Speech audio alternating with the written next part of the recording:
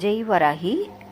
కోటిలో ఒక్కరికి మాత్రమే దక్కే అదృష్టం అనేది ఈరోజు నీకు ప్రసాదిస్తున్నాను అని చెప్పి అమ్మ మన ముందుకు వచ్చి ఈరోజు ఒక మంచి సందేశాన్ని చెబుతున్నారండి. ఏంటి అనంటే, అమ్మకి నచ్చిన భక్తులు ఎంతోమంది ఉంటారండి. వాళ్ళల్లో నువ్వు నా ముద్దుల బిడ్డవు తల్లి, నీ దగ్గర నచ్చిన విషయం అనేది ఒకటి ఉంది. అందువల్ల ఇలాంటి ఒక అద్భుతాన్ని, ఇలాంటి ఒక గొప్ప అదృష్టాన్ని, కోటిలో ఒక్కళ్ళకి మాత్రమే దక్కవలసిన అదృష్టాన్ని నీకు ప్రసాదిస్తున్నాను అని అంటున్నారండి. అసలు ఏం జరిగింది అనంటే, నిజంగా అండి అమ్మవారిని మనం పెద్దగా పూజలు పరిహారాలు చేసే మన అమ్మవారిని ఆకట్టుకోవాలి, అమ్మవారి ఆశీర్వాదం పొందాలని ఏమీ లేదండి. ఒక భక్తురాలికి అమ్మవారు నిజంగా అండి ఆవిడ ఒట్టి దీపారాధన మాత్రమే చేసేదంటండి. మా ఇంట్లో ఫోటో కూడా విగ్రహం కూడా లేదక్క నాకు అని.